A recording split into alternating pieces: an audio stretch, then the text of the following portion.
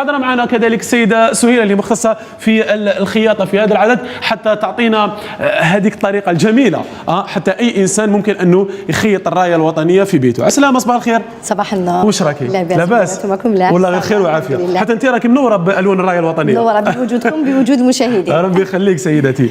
اذا الرايه الوطنيه وحكايتها معنا احنا كما كنت نقول عندها بعد كبير. اكيد. اولا صباح الخير مشاهدينا الكرام، بمناسبه ذكرى اول نوفمبر نحيي الشعب الجزائري على هذه الحريه والاستقرار ونقول الله يرحم شهدائنا الابرار.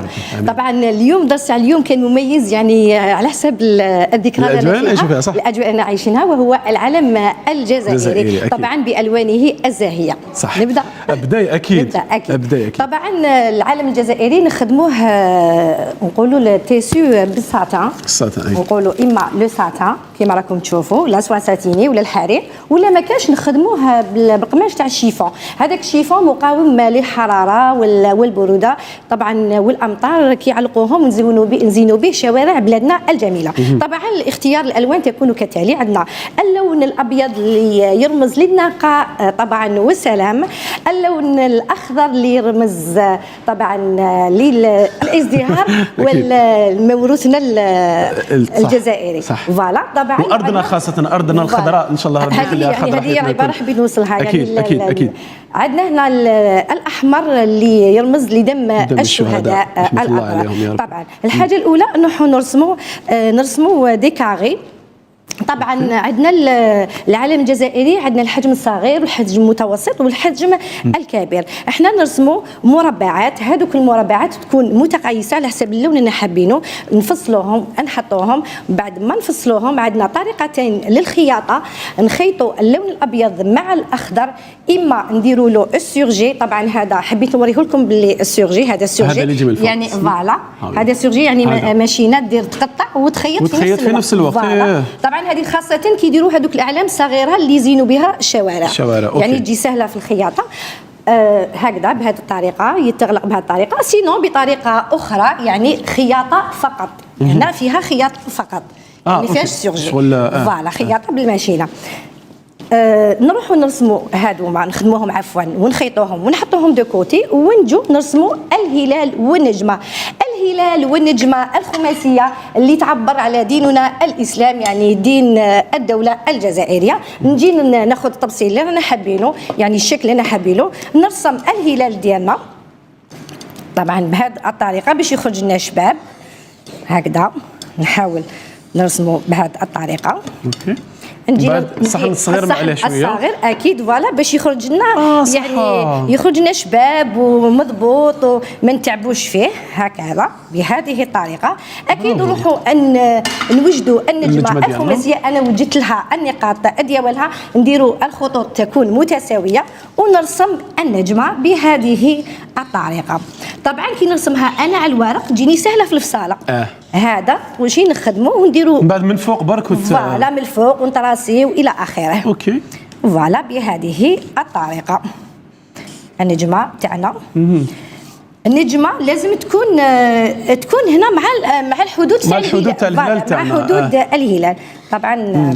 هكذا بهذه الطريقه ونكونوا على بالك السيدات اللي يشاهدوا فينا اليوم نفرحوا نقول لك علاه، خاطر دائما يعطونا هذوك المشاريع مع ابنائنا نرسموا العلم في الدار. مشروع رائع.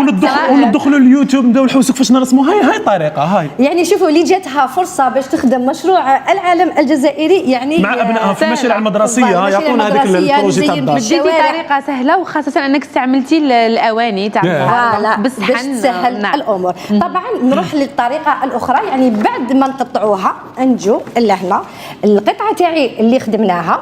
ايوه اللي رانا نشوفوها هنا. استنى نشد عليك. فوالا نخدموها هنا.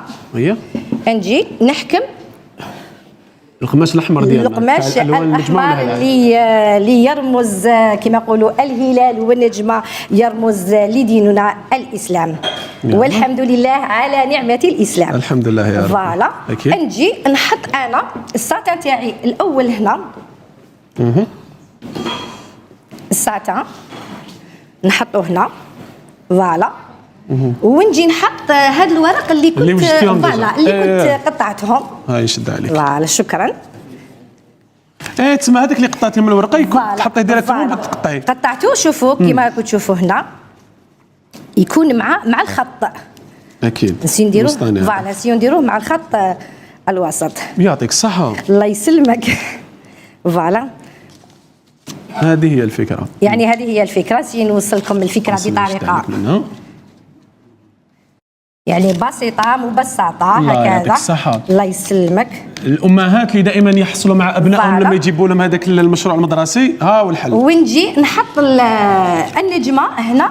شوفوا هذوما الثلاثه هذو الزوج يجوا مع الخط، يعني انا راني حطيتهم هكاك فقط، مي نتوما تحطوهم مباشره مع النصف تاع القماش. فوالا هكذا.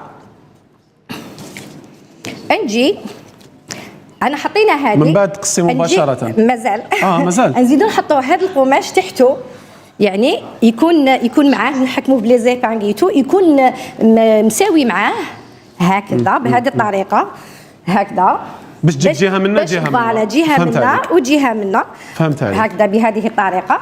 ونحكم لا ماشين تاع لا بغودغي نجوزها صاير داير، يعني غير بالعقل ما نتقلقش باش الهلال تاعنا يجينا فريمون مستوي كيما هكذا الشباب. فوالا ومن يخرجوا لنا لي دو كوتي. وكاين كذلك للزينه كاين اللي يديروا هذوما خاصه في الرايات الرسميه تاع التشريفات وكل شيء يعملوا له هذا فوالا هنا في الكوتي ديالو. هنا استسمحوك في هذا الموديل نخدموه دوبلي، هذا ماهوش مخدوم دوبلي، هذا ماشي دوبلي ولكن هذا دوبلي. تلاحظ هنا ماهوش دوبلي، زيد دوروا لهم. وهذا راهو جاي دوبلي، يعني تخدموه دو فوا دوبليوه اكيد وتزينوه بالطريقه تاعكم اللي تحبوها، وديروا له هنايا فتحه صغيره باش تدخل الحطبه ولا خيوط ولا.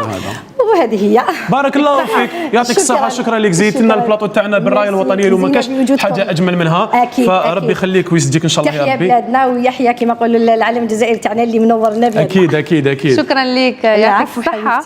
شكرا، حبيت فريمون. كاين حاجه اجمل يا جماعه. نو مليح سورتو كي ما قال لك صالح نخدموه مع ولادنا ولا سي تري بون. اكيد سي فاسيل، فهمتيها الفكره. اليوم نروح ندير علاب. بارك الله فيك. بعتي لي شوف. اوكي شكرا لك، الله يسجدك. نهاركم سعيد مشاهدينا الاعزاء. الله يخليك.